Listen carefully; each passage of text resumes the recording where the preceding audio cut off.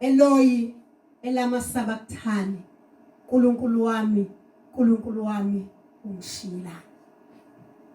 Yizwi lesine leli uJesu alisho esiphambanweni silithola encwadini ngokubhala kukaMark isahluko 15. Siqala ukufunda kuverse 34. Ngehora lesishagalolunye uJesu wamemeza ngezwi elikhulu wathi, Eloi, Eloi, lama sabachthani. Okungukuthi ngokuhunyushwa, Nkulunkulu wami, ungishiyelani na.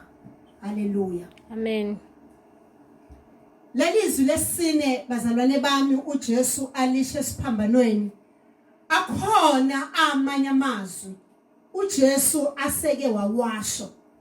Kodwa lamazwi uJesu amathathu asewashilo adirectwe kwabanye abantu. Haleluya. La ekhombisa khona ukuzwelana nokudabukela abanye abantu. Amen. Futhi siyathola bazalwane bami ukuthi uma sifunda ngenhla ukuthi kukhona okunye akade kwenzeka ngaphambi kokuba uJesu akhulume kanjeni. Lithizi lenkosi bazalwane bami bebekhuluma bembhinqa besho lokho nalokho usindisa abanye angeyisindise yena na. Haleluya. Bathi inkosi yakwaIsrayeli mayehle esiphambanweni siyibone sikhuleke kuyo. Amen. So lelizwi lesine bazalwane bami liveza ngokucacile ubuhlungu uJesu ayebuzwa. Amen. Noma uJesu ake waqala ubuhlungu bakhe ngoba phela singiyasisho bazalwane bami ukuthi kusukela kufakwa iphikili kuye uJesu eselenge esiphambanweni ukuthi akazabuza ubuhlungu bemdonsa eshaywa enziwa konke ubebuzwa ubuhlungu. Amen. Kodwa lelizwi bazalwane liveza umuzwa wakhe ngaleso sikhathi ukuthi bungakanani ubuhlungu uJesu ayebuzwa. Haleluya. Bazalwane uma uJesu ebuzwa lobu buhlungu ebuzwa yena enyameni yakhe emoyeni wakhe akusho ukuthi emhlabeni izinto kwakuyizinto ezijwayelekileyo njengeinsuku zonke.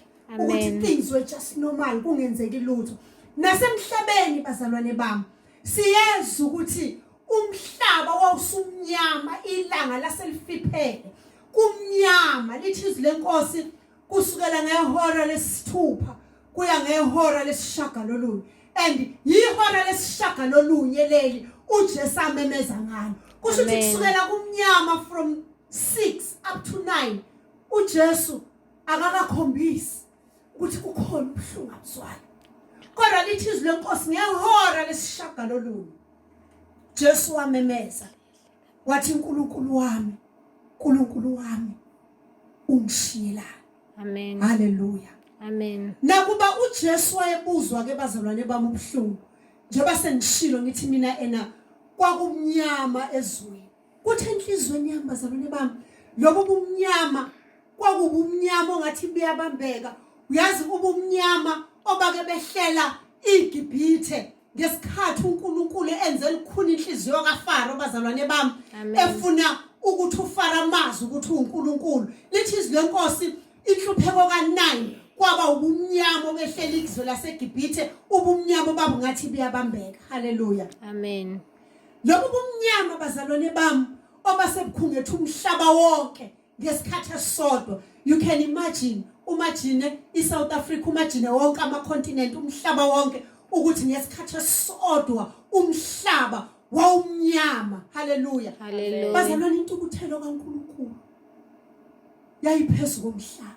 Haleluya. Indodana kaNkulunkulu bazalwane bami ilenge esiphambanweni ngezono zabantu. Haleluya. uNkulunkulu engakwazi ukuyibheka indodana yakhe. Haleluya. And bazalwane njengalokhu uNkulunkulu wayengakwazi ukuyibheka indodana yakhe isesiphambanweni hayi ngoba uNkulunkulu wayengasamfuni uJesu. Haleluya. Hayi ngoba iTrinity yezulu yayehlukene but lento ukuthi uNkulunkulu ungcwele akazwani nesono yenza ukuthi angakwazi ukuyibheka indodana yakhe. Haleluya. Haleluya. Ngoba izono zethu zaziphezulu kwenkosi uJesu. Wayizwa uJesu bazalwane bami ifile umuzwa okuhlukana nobaba Amen. Wawuzwa uJesu for the first time elokhe efikile emhlabeni ezwele waba inyama Amen. waphila phakathi kwabantu wahamba noNkulunkulu enza imangaliso ephilisa abantu enza konke lapha izifo zabantu and ngaso sonke isikhathi wayeyizwa le connection phakathi kwakhe noNkulunkulu yingakho nangelinye ilanga uma esindisa uLazaro evusa uLazaro kwabafileyo ethi baba bengazi ukuthi ungizwile. Hallelujah. Amen. Bathi namhlanje bazalwane bami i-connection phakathi kaNkulunkulu neJesu akasayizwa uJesu uyakhala uthi uNkulunkulu wami ungishila. Amen. Ngitheke bazalwane it was the first time ukuthi uJesu a-address ubaba wakhe njengoNkulunkulu.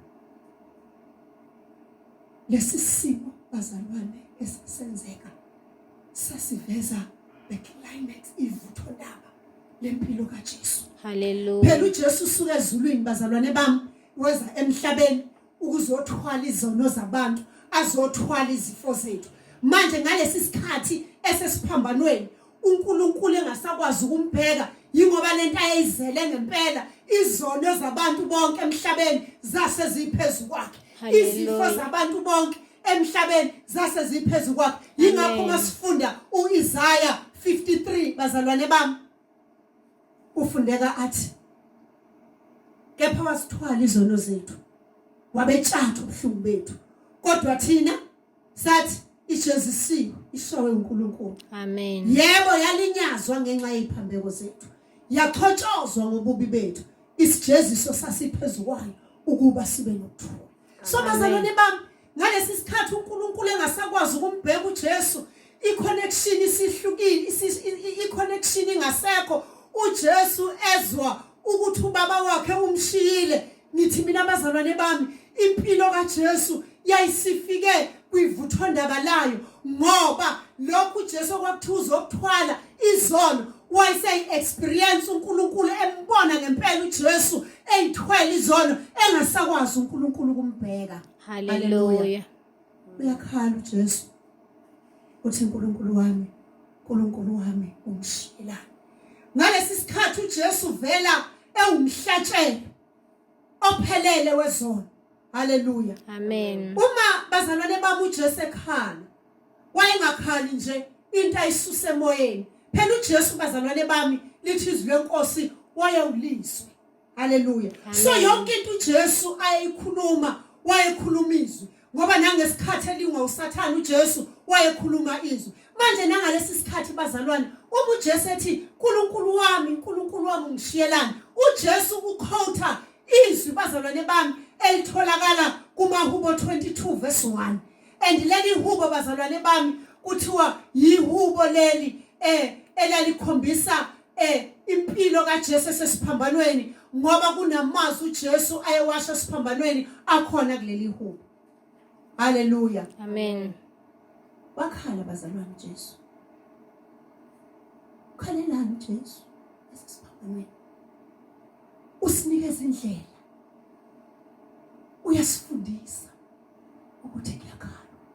Amen. Amen. Ukuthi uyakhala. Ukuthi bazalwane bamasikhala.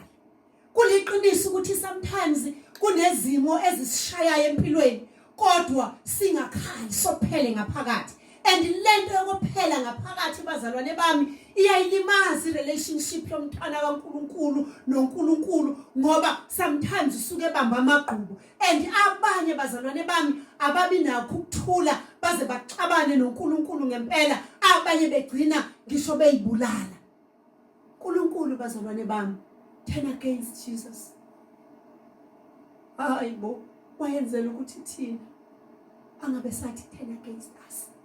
Uma uNkulunkulu wamshiya uJesu wamfulathela wayenzela ukuthi thina uma sesikhala bazalwane bami singafulathelwa. Hallelujah. Why it was so painful bazalwane bami ngesikhathi ku painful kuNkulunkulu ukuthi indodana yakhe hallelujah iyalenga esiphambanweni and I deserve ukuba itreateke ngendlela uJesu ayetreateka ngayo bazalwane bami. Kodwa kuthi enhlizweni yami God was pleased.